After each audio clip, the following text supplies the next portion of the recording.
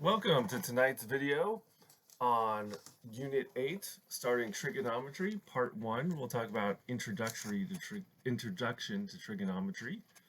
Some special right triangles that you need to know and their ratios, for example, 30 degrees, 60 degrees, and 90 degrees. That's the first special right triangle. And remember, the ratios of the sides from shortest to longest would be A rad 3, and 2A. And then drawing a picture of this special right triangle. Now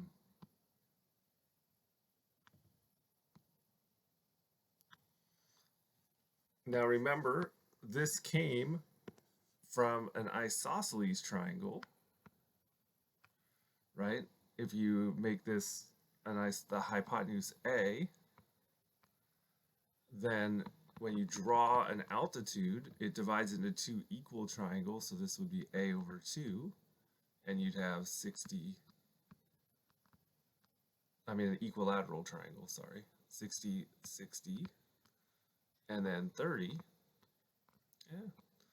And then, so now you just have to find the longer leg by doing the Pythagorean theorem. So you go 1/2 a squared, or sorry, 1/2 a quantity squared plus b squared equals a squared. So now you have 1/4 a squared plus b squared equals a squared. When you subtract, you get b squared equals 3/4 a squared. So then b equals, when you take the square root of 3 over 2 times a. And that is what the longer leg is. So that's how you get the ratios of a 30, 60, 90. So if the hypotenuse has a length of 1 unit,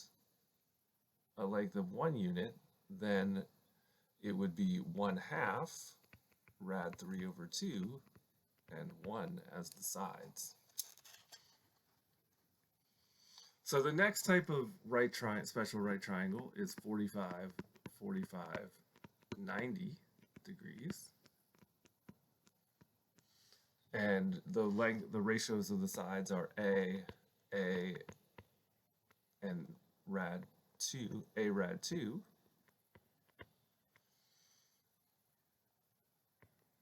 Because the hypotenuse is rad 2 bigger. And this comes from a square. Right, all sides of a square are the same. Oops, sorry.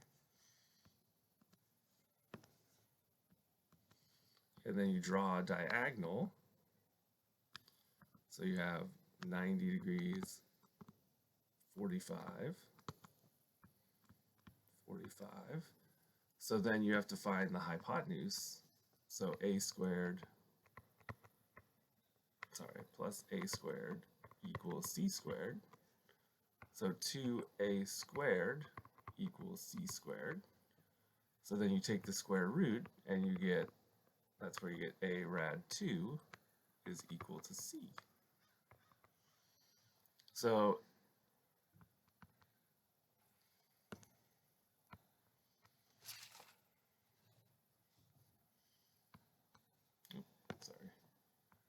c is equal to a rad 2.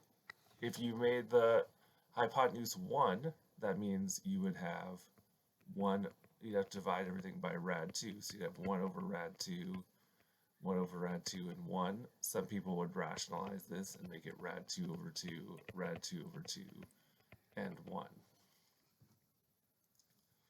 Alright, some other things. The Greek letter theta is commonly used to represent angle and its measure. It's just like a x. Positive angles are measured in a counterclockwise direction. Negative angles are measured in a clockwise direction. An arrow is drawn to represent the direction that an angle, or the terminal side in this case of the angle, is revolved. So when you draw an angle,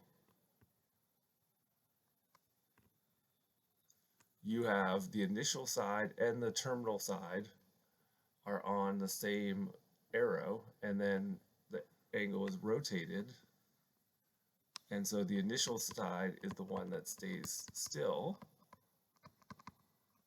Let's say this is 50 degrees. The terminal side is what rotates, and the vertex is where they meet. So the three parts of the angle are the vertex, the initial side,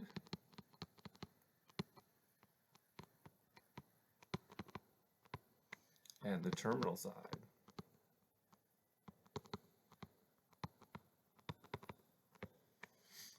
If the angle is in standard position, that means that if you look at the coordinate plane, that the terminal side is at the, the vertex is at the origin, and the initial side is on the positive x-axis, and then you would rotate it. So let's say that was 100 degrees. That is in standard position. If the vertex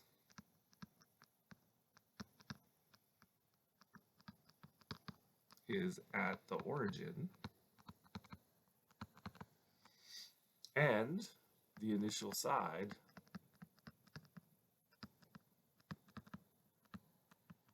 is fixed on the positive x-axis. A quadrantal angle is one whose terminal side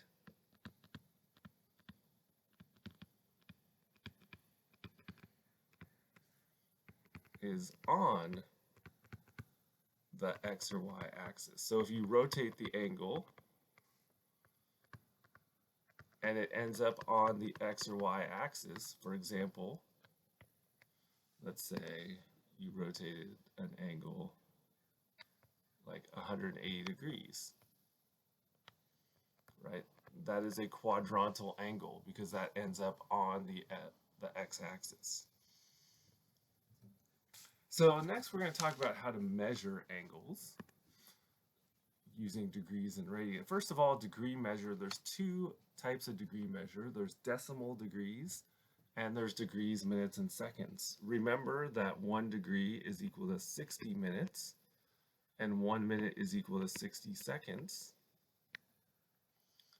So if you want to convert from 21 degrees, 36 minutes, and 27 seconds to decimal degrees, you would have to take 21 degrees and add it to, now 36 minutes means it's 36 over 60, right? Because 1 degree is 60 minutes. Plus, now if you're converting seconds, you have to take 27 and divide it by 3600. And that'll give you 21.608 degrees. We're going to round everything to 3 decimal places. Likewise, if you're going to convert from decimal degrees to degrees, minutes, and seconds, you would take the degrees, and now you take the decimal, the 0.315, and first change it to minutes. So multiply it by 60 minutes, and that gives you like 18.9. So you have 18 minutes, but then you still have to take that 0.9 and multiply it by 60 to get the seconds. And so it becomes 47 degrees, 18 minutes, and 54 seconds. All right, so the next way to measure angles is radian measure. And remember, radian measure,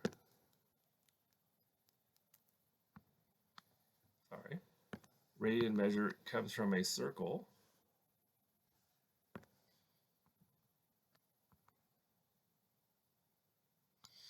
Right, where you have a central angle,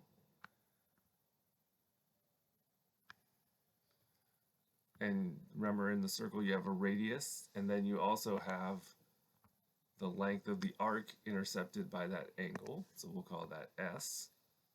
And then theta here is our central angle. So theta is the central angle.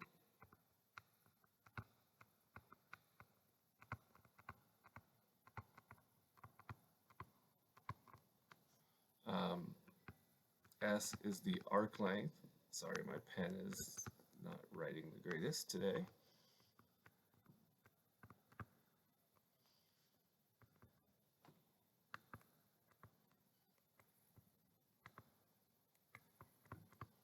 So it's the arc length, and R is the radius.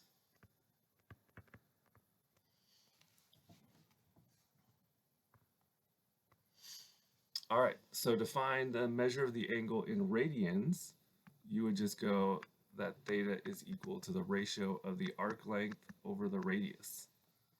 So for example, if the arc length was 14 inches and the radius was 7 inches, then theta would equal 14 over 7, so it would be 2. And when it's in radians, you don't have to put anything. You don't have to write 2 radians, it's just 2. How do you convert from an angle from degrees to radians? Well, if you think about it, one circle is 360 degrees. In radians, a full circle, well, the arc length of a full circle is the circumference, so it's 2 pi r divided by whatever the radius is, and notice the radii will cancel out, and you just get 2 pi. So a full circle in radians is 2 pi, which means if you compare them, 360 degrees is equal to 2 pi, which means when you divide, 1 degree is equal to pi over 180 in radians, and likewise 1 radian is equal to 180 over pi degrees. So to convert from degrees to radians,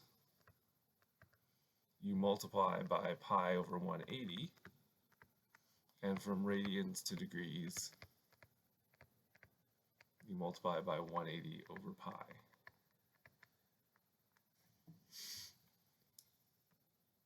All right, so the next concept of coterminal angles.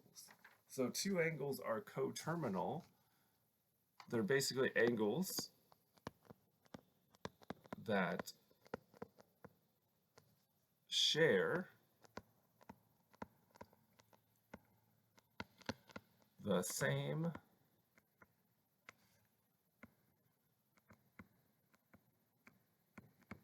terminal side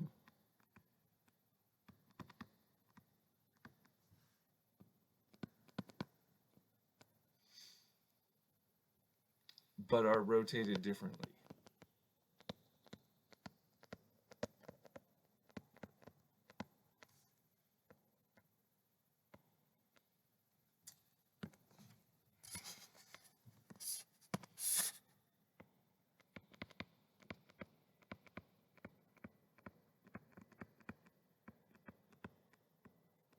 So they're rotated differently. So for example, if you drew, let's use 100 degrees again. Now there could be a couple ways to get coterminal. Number one is you start here and you go around the full circle again and then go 100. So it'd be 460 degrees. Or if you went the opposite direction and made it negative, so negative 250, those would all be coterminal because they're the same angle, just rotated differently. If theta is being measured in degrees, then coterminal angles can be just theta plus 360 degrees times k, where k is the number of times you rotate it either in a positive or negative direction. And then in radians, theta would be, theta plus 2 pi k. Now, to find the area and arc length of a sector, remember a sector is just a section of a circle, right? So if we're trying to find the area of a sector, that means we have the same picture as with radians, except now we're just trying to find the area of this part of the circle. So remember, you have a radius, you have a central angle, and you have an arc length, right? And remember, normally in degrees, we would do whatever the angle is divided by 360 times pi r squared. So in this case, we have, sorry.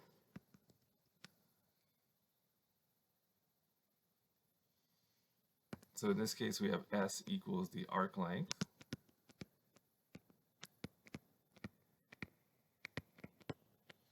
We have R equals the radius. And we have theta equals the angle measure.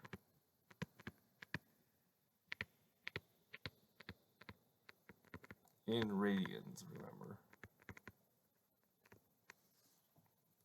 So the formula for arc length is you're going to take S and multiply it by R times theta, because remember, to get in radians, you took theta equals S over R. So now we'll just manipulate that to solve for the arc length.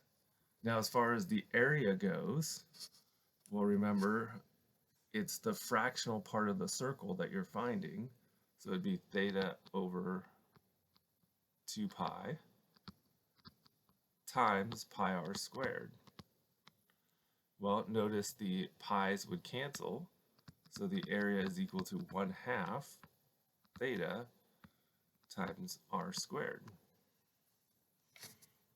The most important thing to remember about these formulas is that the measure angle, theta, is in radians.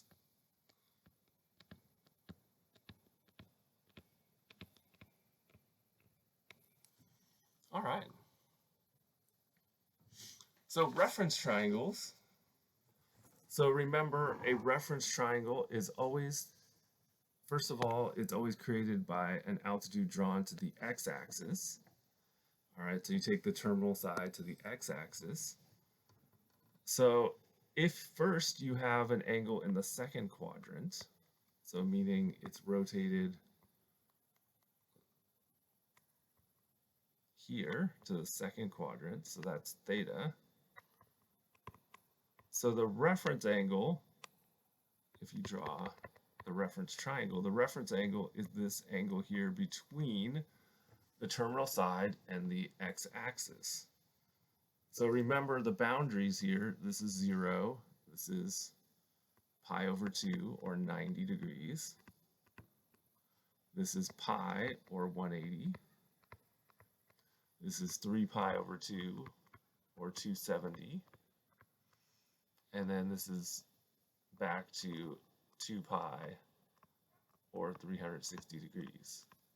So those are the boundaries, remember, for the angle measures. So if we're talking about in the second quadrant finding the reference angle, we're going to take 180 minus the angle. So in degrees, it's 180 degrees minus theta.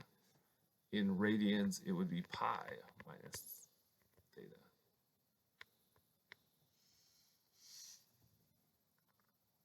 All right, so now we're talking about in the third quadrant.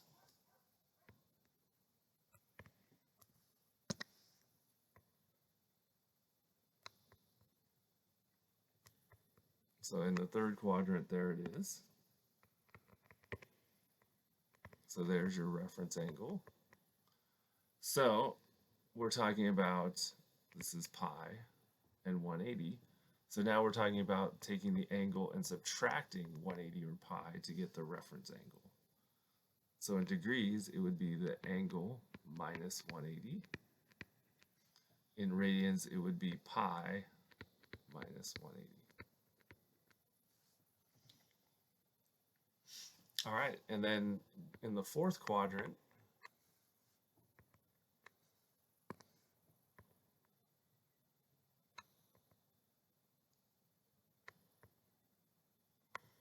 here's 2 pi and 360, right? And then, so that's theta, and then this is the reference angle, theta prime. So in the fourth quadrant, you're going to take 360 degrees minus theta, or in radians, it's going to be 2 pi minus theta to get the reference angle. And last but not least, if it's in the first quadrant,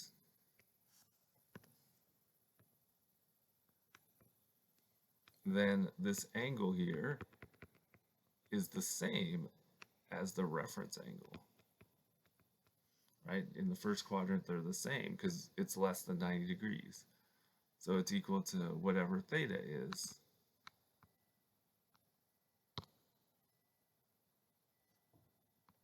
in degrees and whatever theta is in radians. All right, that concludes our video for this evening. Part 2 coming soon.